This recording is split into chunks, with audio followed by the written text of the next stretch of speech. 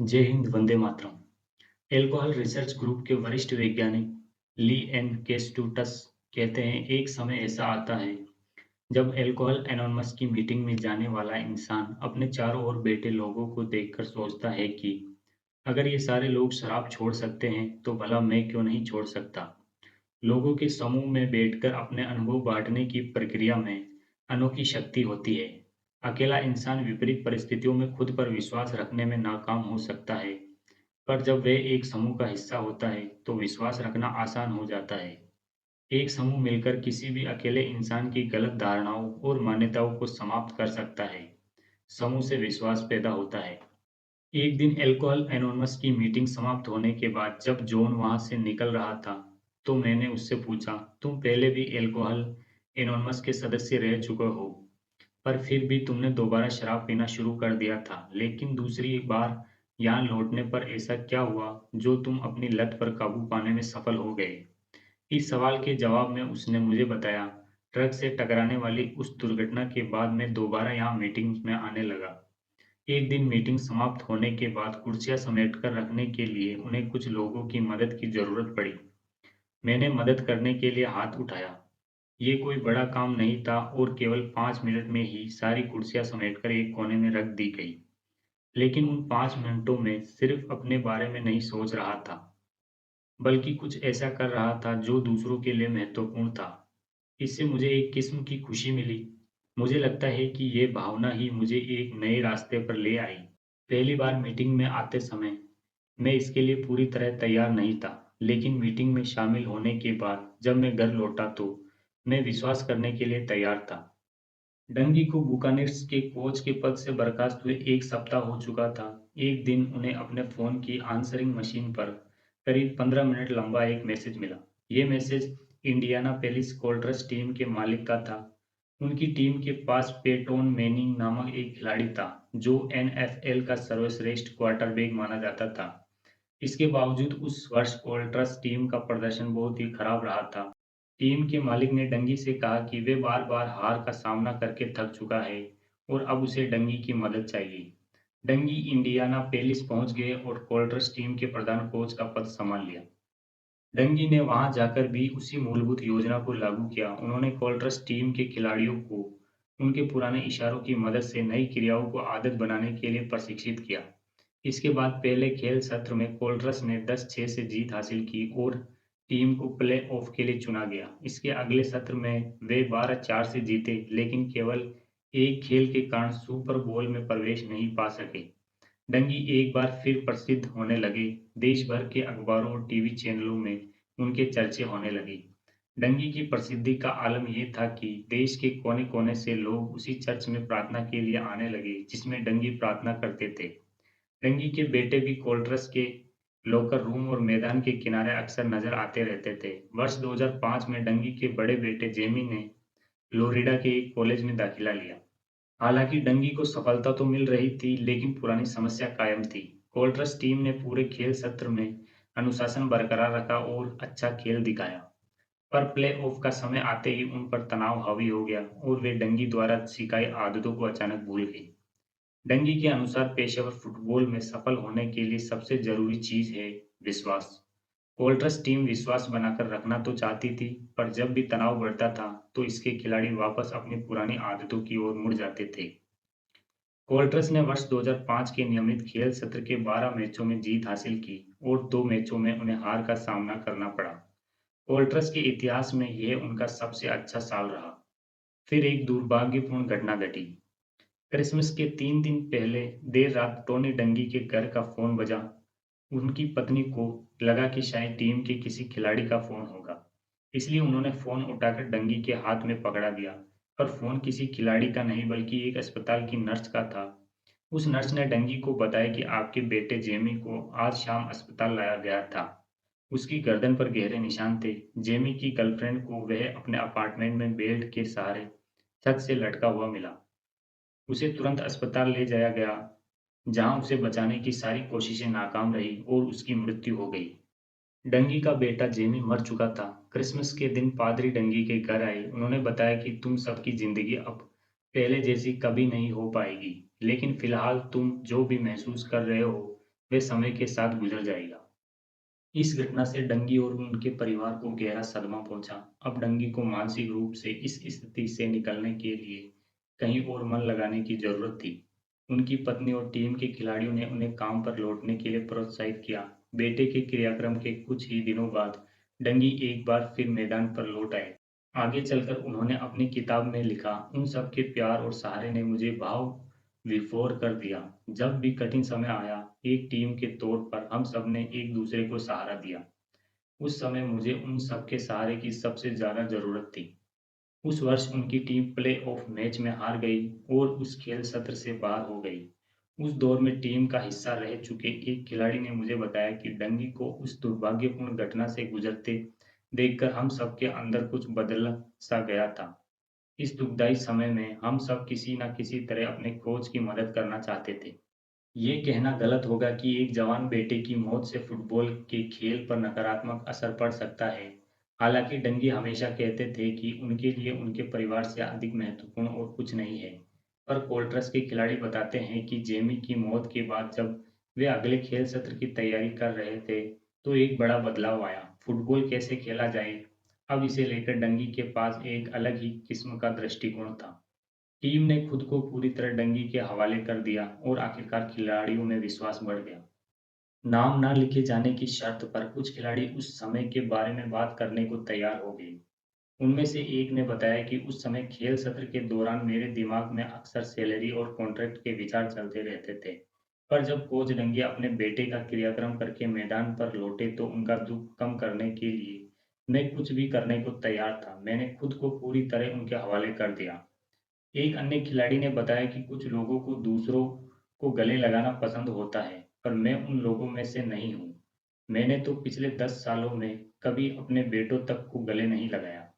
लेकिन जब coach dengue लौटकर आए तो मैं बहुत देर तक उन्हें गले से लगाकर रहा। मैं बस उन्हें ये महसूस कराना चाहता था कि इस दुख की घड़ी में वे अकेले नहीं हैं।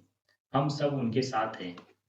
जेमी की मौत के बाद टीम के खेलने के तरीके में बदलाव आया। अब टीम के खिलाड़ी डंगी की योजना पर पूरी तरह भरोसा करने लगे।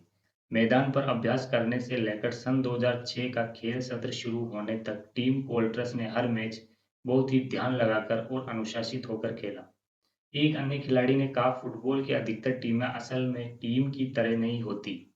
उन्हें समूह भावना नहीं होती।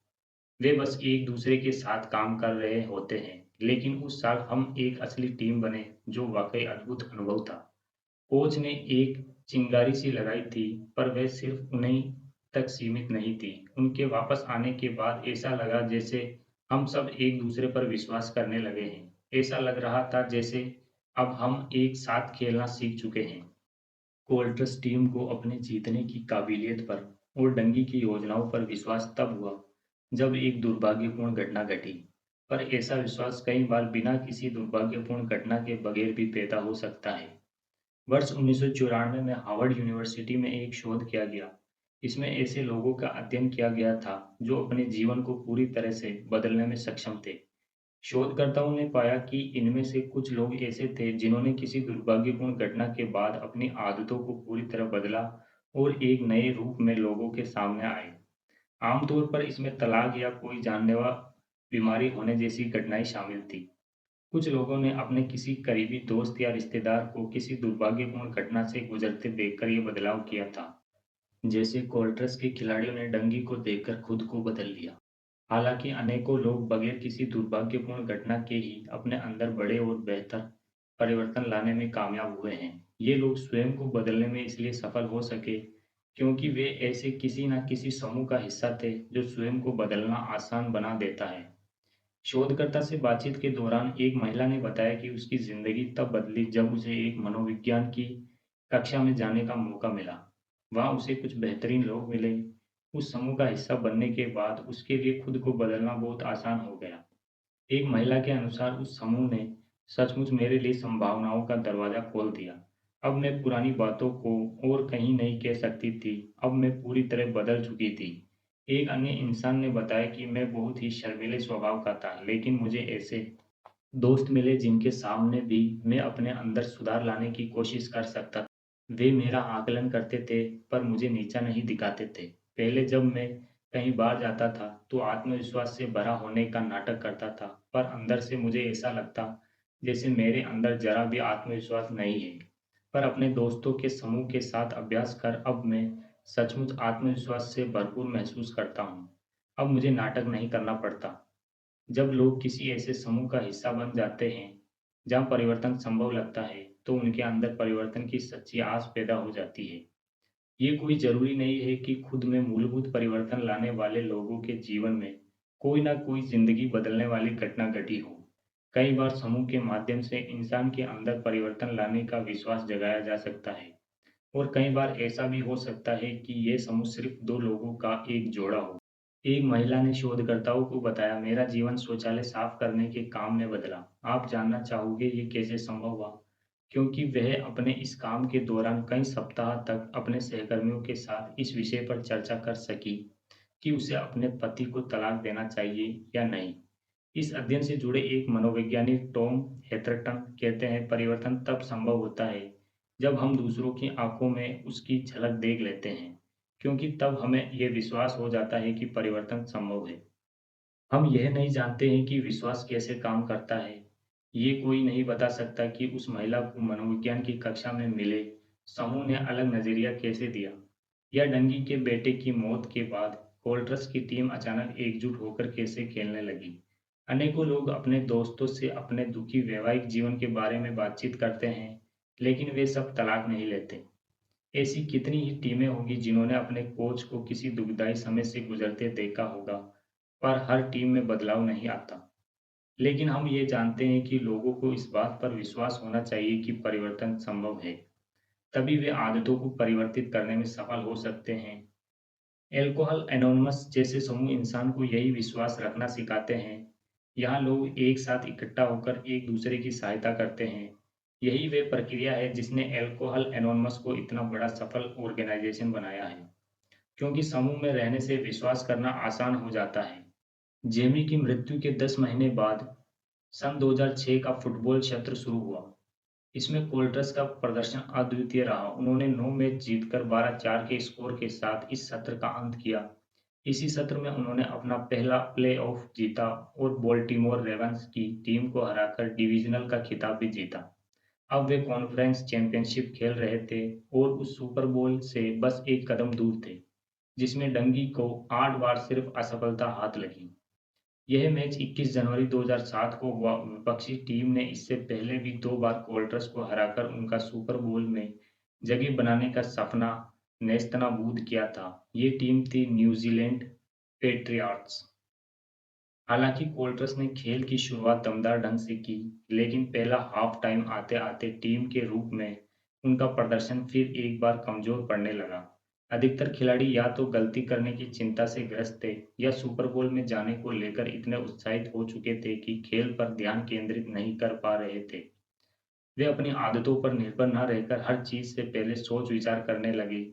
गेंद को ठीक से न खेल पाने का नतीजा टर्नओवर के रूप में सामने आया। एक बार जब पेटन मैनिंग नामक खिलाड़ी ने गेंद को आगे पास किया, तो विपक्षी टीम के खिलाड़ी ने उसे फौरन रोक लिया और गेंद को टचडाउन के लिए वापस ले लिया। विपक्षी टीम का स्कोर बढ़ रहा था और वे 21-3 से आगे चल रहे थे। एनएफएल के आज तक के इतिहास में कोई भी टीम किसी मैच में इतना पीछे होने के बाद उलटफेर करने में सफल नहीं हुई थी। हर किसी को डंगी की टीम की ओर हार साफ नजर आ रही थी। तभी हाफ टाइम हुआ और लॉकर रूम में बैठे कोल्ट्रस के खिलाड़ियों को डंगी ने एक जगह इकट्ठा होने का निर्देश दिया। उन्होंने कमरे का दरवाजा बंद कर दिया। इसके बावजूद स्टेडियम में बैठे दर्शकों का शोर अंदर तक सुनाई दे रहा था। कमरे में सारे खिलाड़ी चुपचाप ढंग से बैठे थे। डंगी ने अपने खिलाड़ियों की ओर देखा। तुम सबको विश्वास रखना होगा, उन्होंने खिलाड़ियों का हौसला बढ़ाते हुए कहा। हम सब 2003 में भी इसी स्थिति का सामना कर चुके हैं, यहाँ तक कि विपक्षी टीम भी वही है। तब भी हम केवल 1 यार्ड के कारण जीत हासिल करने से चूक गए थे, केवल 1 यार्ड से। लेकिन इस बार नहीं। कमर कस लो, क्योंकि इस बार बाजी सिर्फ हमारी होगी। अब जीत का स्वाद चखने की बारी हमारी है। हाफ टाइम समाप्त होते ही कोल्ट्रस टीम के खिलाड़ी कमरे से बाहर आए और उन्होंने मैदान पर अपने जौहर दिखाने शुरू कर दिए। इस बार उन्होंने डंगी की सिखाई वही तकनीक अपनाई जो उन्हें इस ऊंचाई तक लेकर आई थी। वे फिर से अपनी आदतों पर निर्भर हो गए और इशारों पर ध्यान केंद्रित करके खेलने लगे। वे पूरी सावधानी के साथ एक बार फिर वही क्रियाएं करने लगे, जिनका अभ्यास वे पिछले 5 वर्षों में कई बार कर चुके थे।